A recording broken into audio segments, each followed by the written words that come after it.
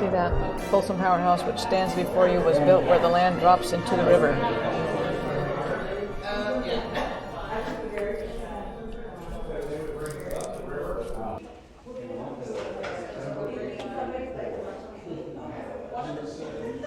The forebay gates. Oh, water. Is that water? It must be water. Penstock. Superintendent's office. Lower Powerhouse. Anybody want to guess if we were back in, say, 1920, what we'd be walking on right here? The Lincoln Highway. Yeah. Lincoln Highway was that first highway that went from New York City all the way to San Francisco. And it got to Reno and kind of went both sides of Lake Tahoe. And so this is the southern map.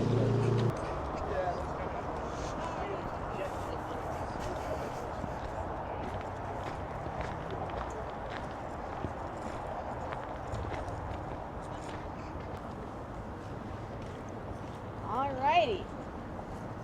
So, obviously, these days, the biggest sound that we have are all of those lovely cars rushing by. The biggest sound around here would have been water crashing down that canal, coming down through the pipes of the powerhouse, and sometimes that water was a little bit too much.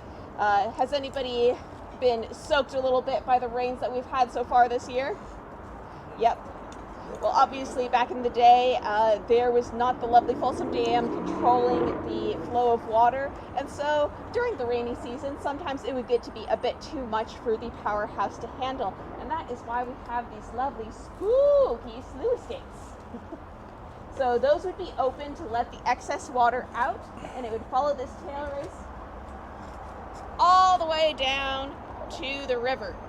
Now, thankfully, we don't have to worry about being washed away today. The rain is waiting another few days for us, but we have a more dastardly trap on the other side of this bridge, and it has been laid by the most dangerous creature of all, ground squirrels. So, holes. On the other side of the bridge, there are some pretty steep steps, and as we go along, please keep your flashlights on the ground because there are so many ground squirrel holes, and they want you to trip. We want no more new ghosts in the powerhouse. That's so cool. Wow. Huh.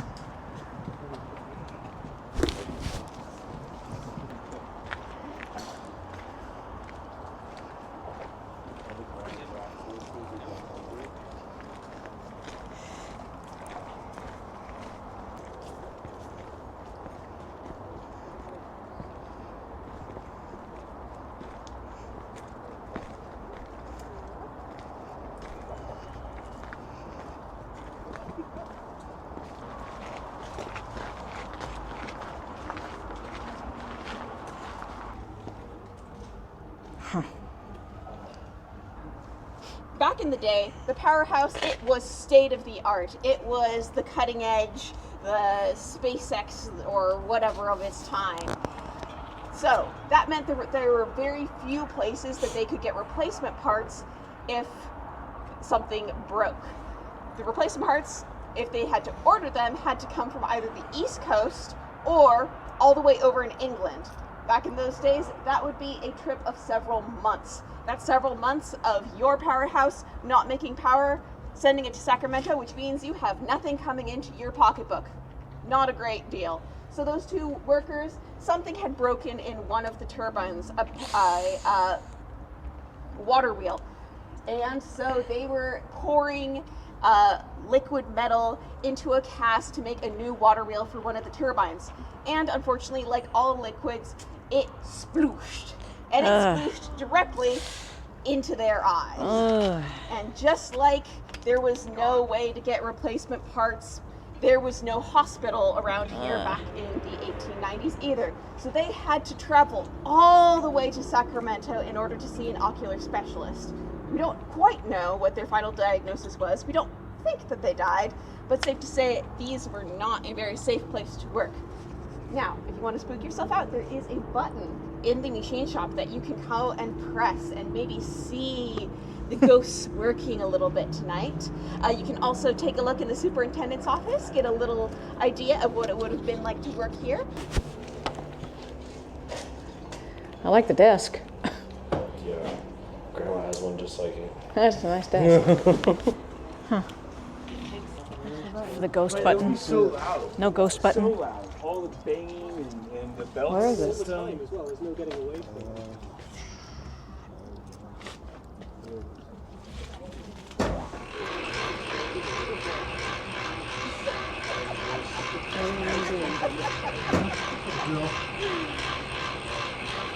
Huh. Wow.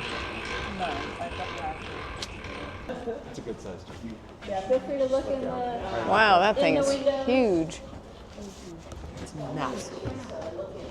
Wow. And then after you do, collect back over this direction. So After you've looked through. it's the early drinking fountains. Eye wash stations. Oh, look at that.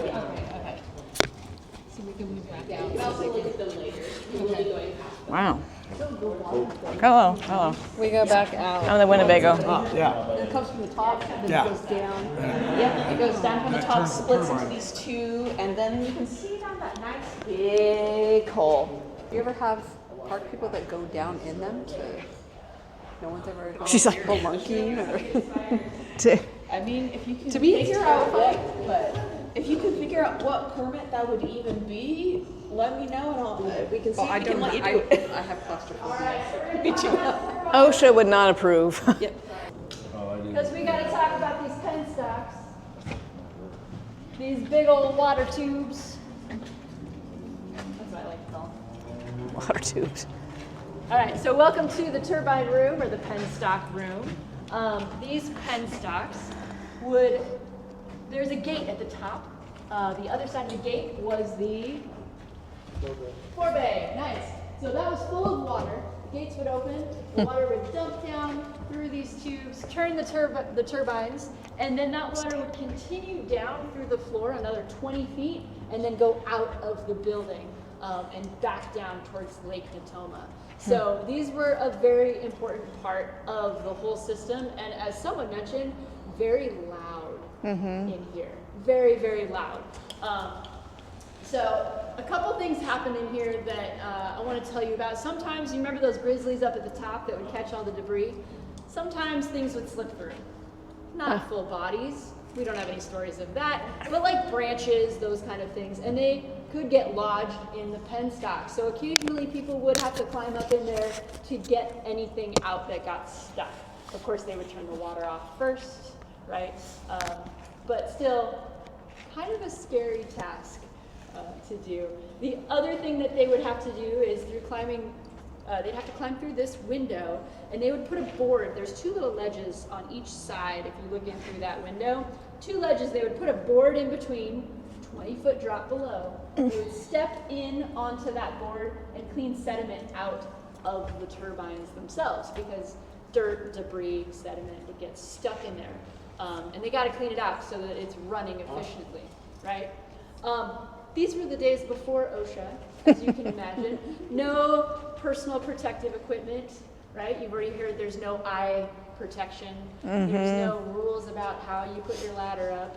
And unfortunately, that did lead to some issues, as you can imagine. But I don't have any stories at all of anyone getting hurt inside our pen stocks or turbine, which is pretty amazing to me. However, I do have to say that back then, they didn't want to be responsible for injuries and deaths, right? So sometimes we believe, we have heard, that things would happen in places like this, and instead of reporting that an accident occurred at the powerhouse, they would maybe say, hey, can you go take 20 feet outside, and then we'll say, oh, you got hurt out in the yard, right, outside of the powerhouse. So they didn't really always report things accurately because they didn't want like a reputation of being unsafe. We do have some stories though from this room that don't involve the inside of the turbine, and one of them happened to a gentleman named Mr. Cooper a month before the powerhouse opened. So it was May 1895, and he was here setting up the lights for the night crew. He was up on a ladder up in a high place. I don't exactly know where in the building he was, but up on a ladder. You could guess what happened. He fell. He hit concrete and he shattered his leg. Oh. Back in the day, they didn't have the same ability that we do now, right? Take him into surgery, fix him up. So what did they do? You cut it off. They just cut it off. Yeah. So he lost his leg that day. We believe he survived, but honestly, we didn't hear any follow-up after that. We were not able to find anything about that. Another story I have is from September 1906. A gentleman named George Marvin. There's a couple Georges. You notice that? It's like a very George Marvin, common name. same guy. I know. He had an unfortunate accident that you don't have to admit it, but maybe this has happened to you, where you've just run into a door with your face. Yeah, some people have done that. It's happened to me. Just having a clumsy moment. Unfortunately, he got hit in the eye and he did lose his vision in one eye. He got to keep his eye, but ouch, right? That sounds like a really unfortunate bad day for George. And then the last story I have is a story about Jacob Charles Kerns. And I want you to remember that name because you're going to hear it again in the other room. He had another accident. Very unfortunate, unfortunate stories. But on June 29th, 1920, he had a really bad day. He was working here, I should say a really bad night. He was working here at night by himself in the building, and no one exactly knows what happened, to be honest. But the next morning, someone came in and they found him dead outside the turbine room door. I don't know if it's this door or the other door. There's a couple options, but still, we'll go with this door. I like your style. We're thinking it could have been a heart attack, but we don't know. There was never, they didn't do autopsies back then. They had no way of really knowing what happened. As long as it didn't look suspicious, they were like, probably a heart attack. He was probably cleaning out the turbines and someone moved him outside. Maybe, I don't know. And yeah, Sus to me. It's very possible. But one thing I will note about Jacob is that, the docents that work here, sometimes they're working here by themselves, giving tours to members of the public who come in. And a couple of them have told me that they've been working here and they have heard noises, walking around, that sort of thing. And we've wondered if Jacob is one of the potential people who's never left the Powerhouse. And because we can still hear evidence of maybe someone working.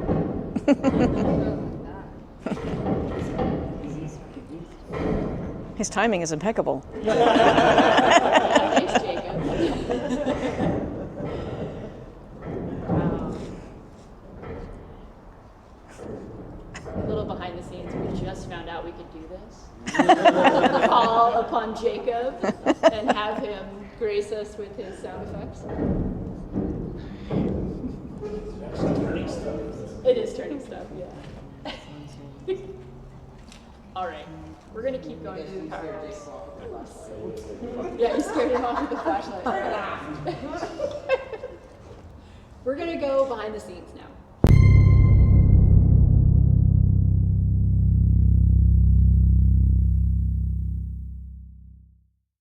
Alrighty, so obviously these are the wonderful centerpiece to our Powerhouse, these wonderful 29-ton each generators.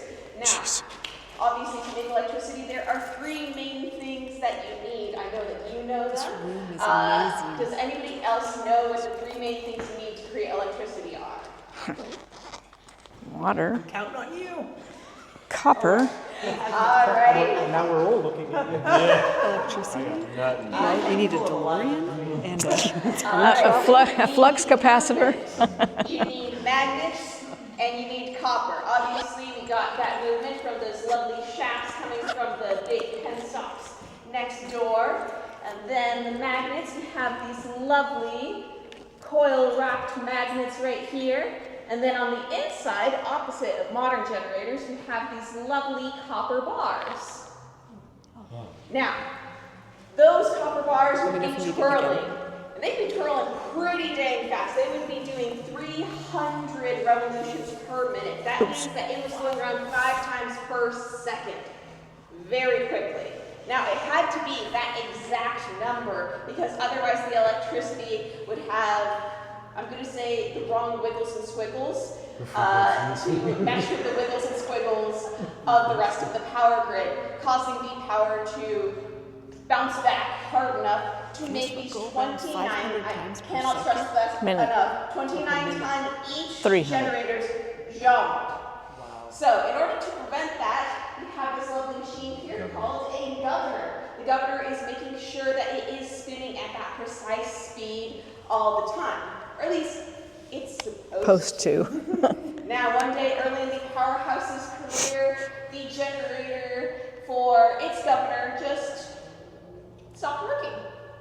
We don't know why, except for the fact that it didn't explode into 1,000 tiny bits. It just stopped working. Now, that room next door, it's pretty dang loud. I think we've been saying it quite a bit. It was a waterfall in the other room. And these generators were pretty well lubricated. They were not making a lot of noise, so they were making a little.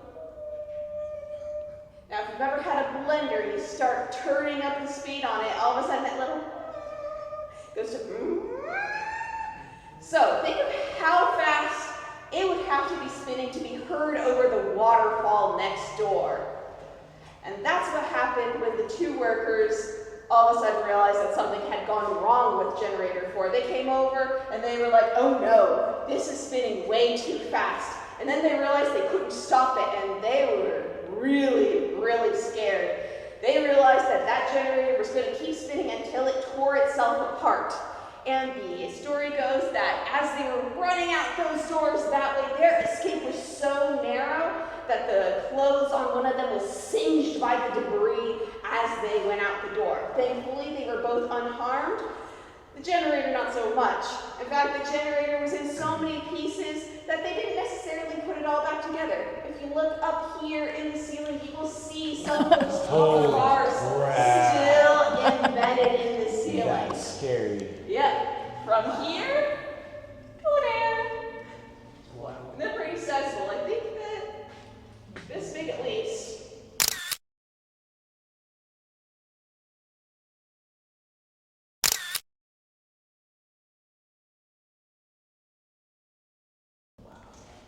Now, that wasn't the only accident involving our generators. Later in the Powerhouse's career, one of them just, caught fire.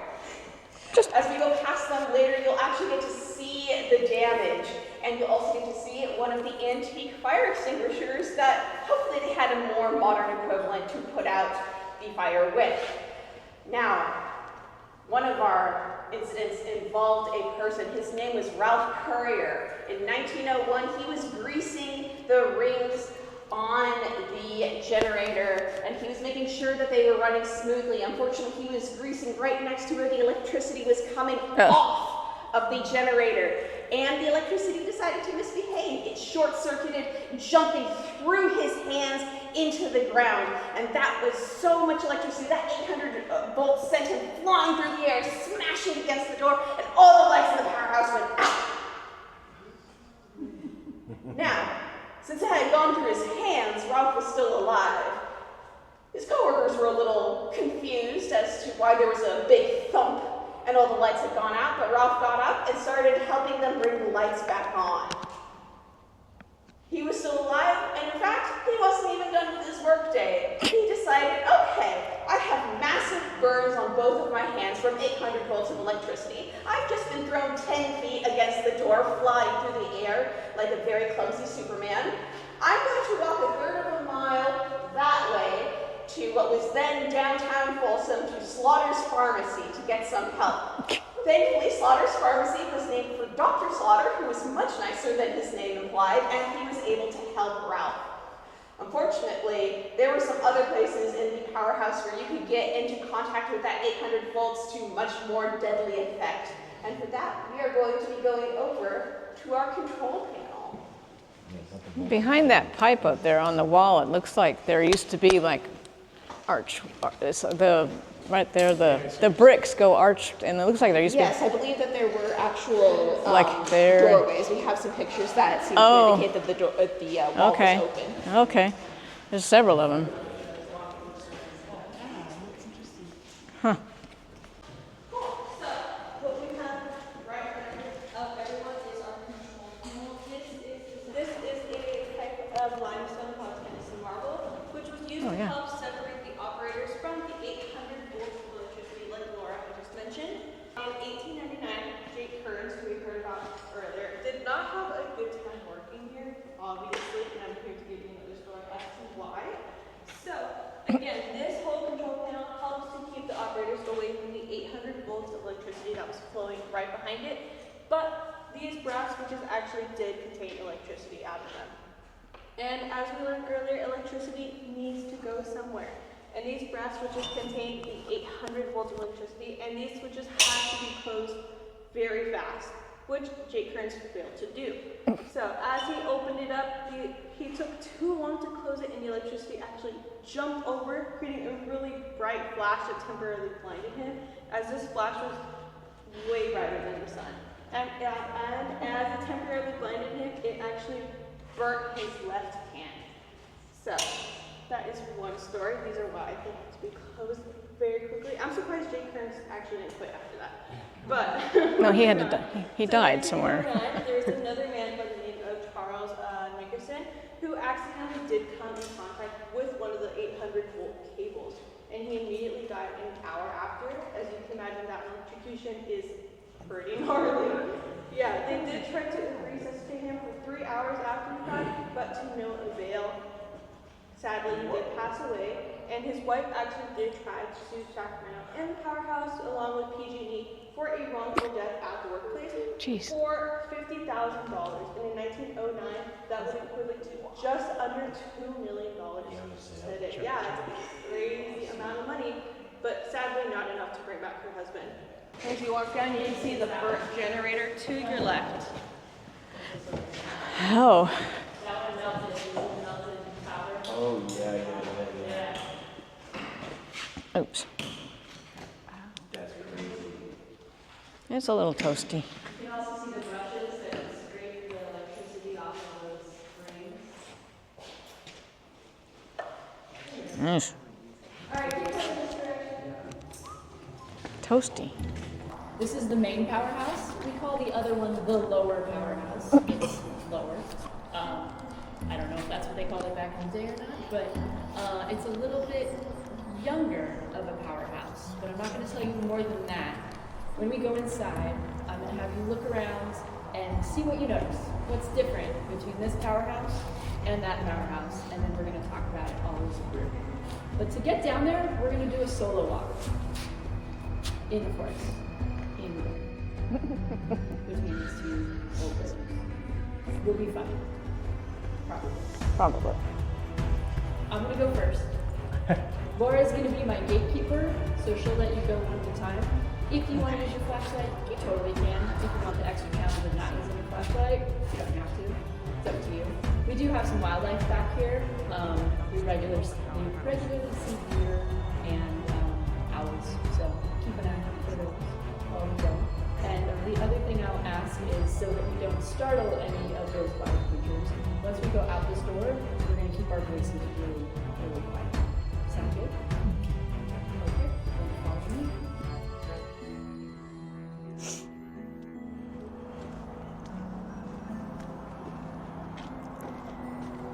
Oh. Here we are. Oh. Oh, yeah. General Electric.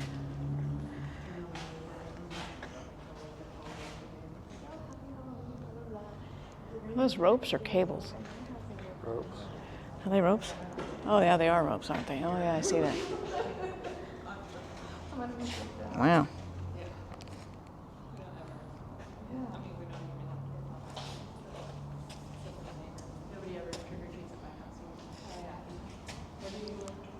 Did you make it, Hobbit?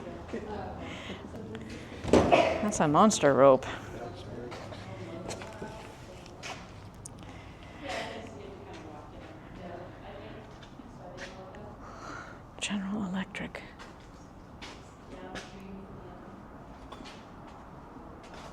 What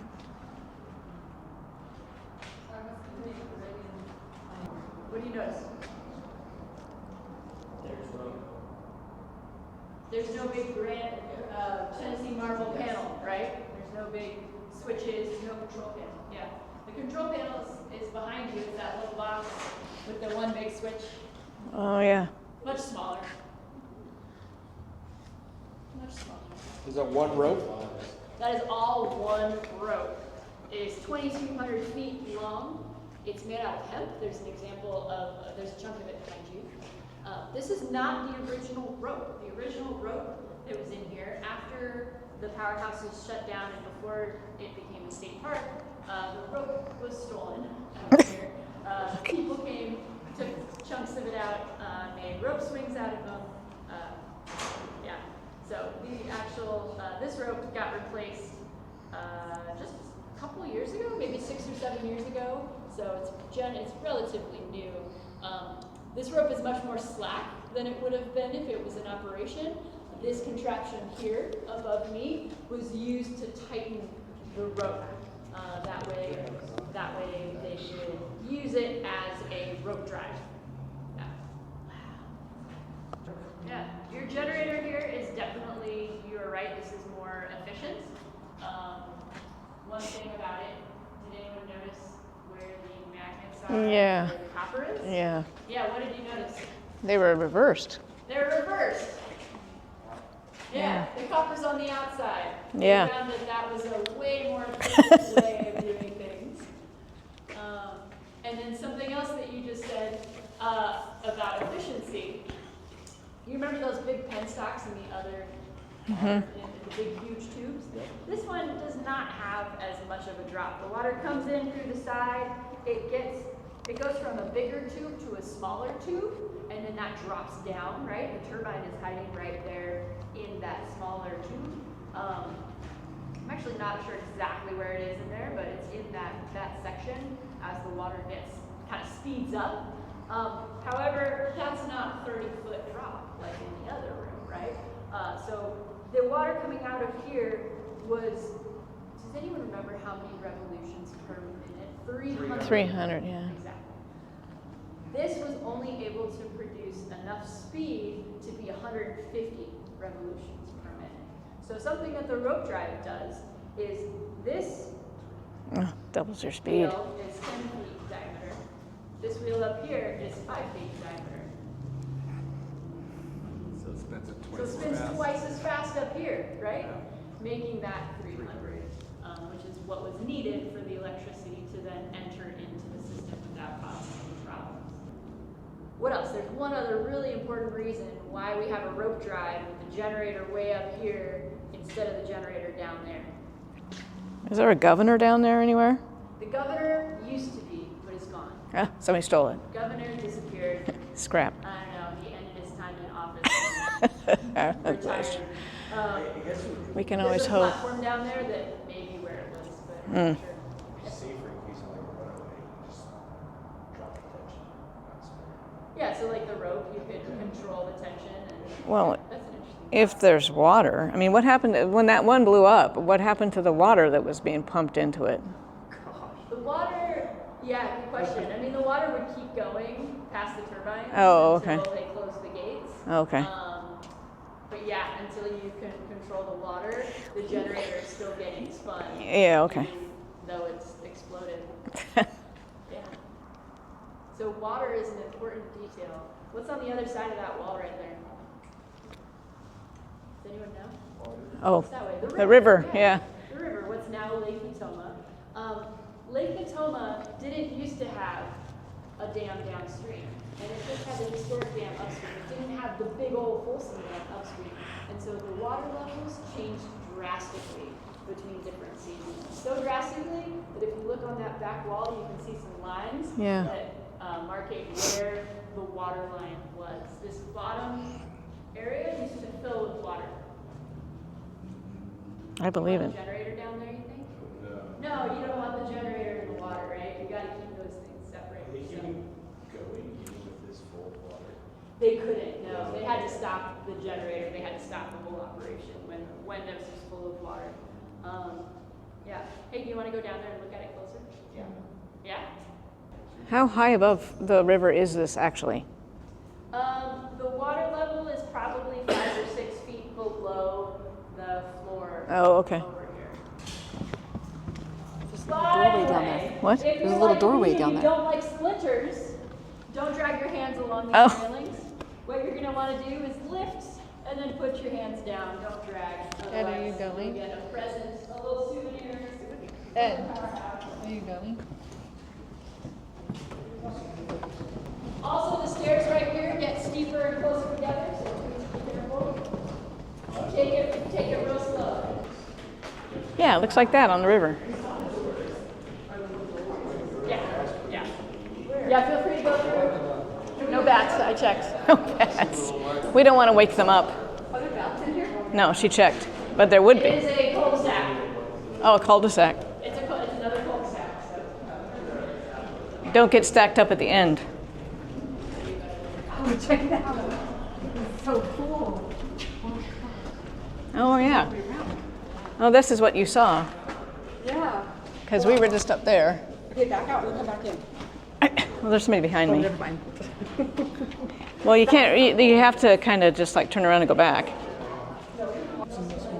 We were up there on that thing and right up there. Joe, you were standing right up there. Yes, I was standing right there.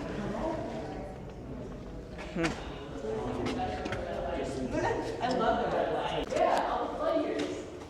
So, a couple of things make sense, right? 1907. This is amazing to me. So there's 1907 in February and then again in March, so just a month later.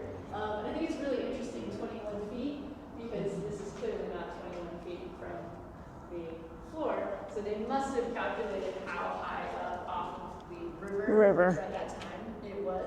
So that's kind of an interesting number. Is that how tall Dan was in 1980? Yeah, I wondered that too. I've always wondered, like, oh yeah, that was me. I'm waiting for the dam to come in and do it.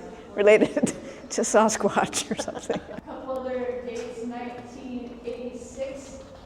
That year, I remember that. There's a dam up in Auburn that the water went over the side, and our superintendent was working at that time. You remember that happening up in Auburn.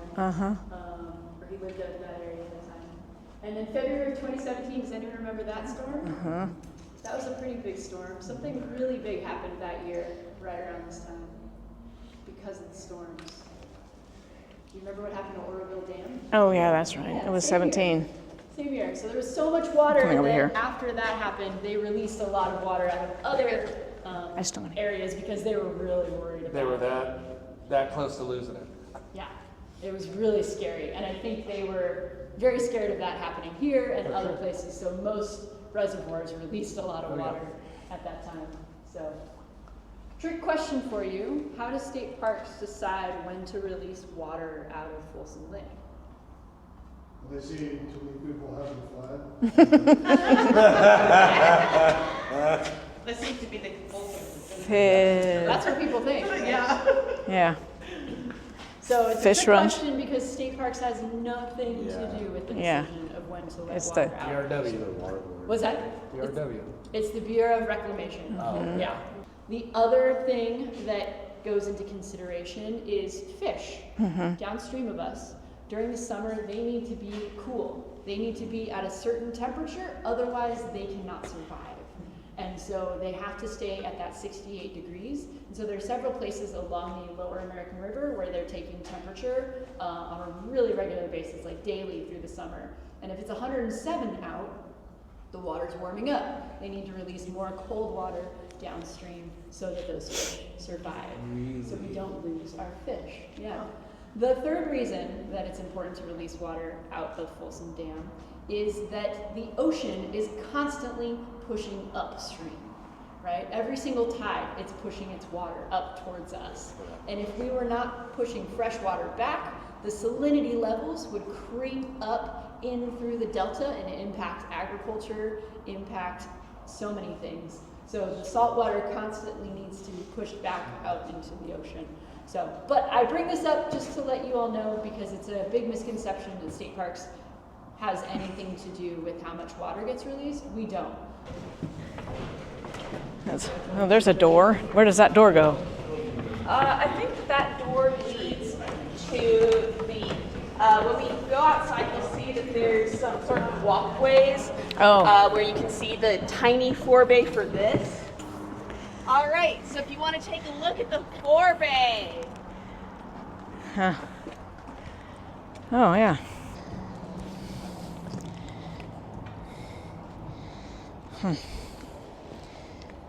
Oh, and there's the river. Huh.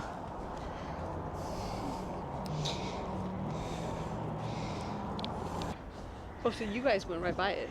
Well, yeah, we were kayaking right there, and there was this, a little archway thing, and I think it's right there. Everybody for coming on our final flashlight tour of the season. Aww. Aww.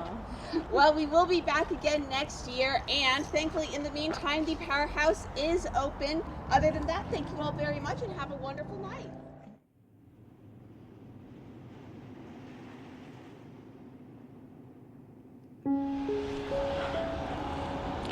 Jacob Charles Kerns, 1920.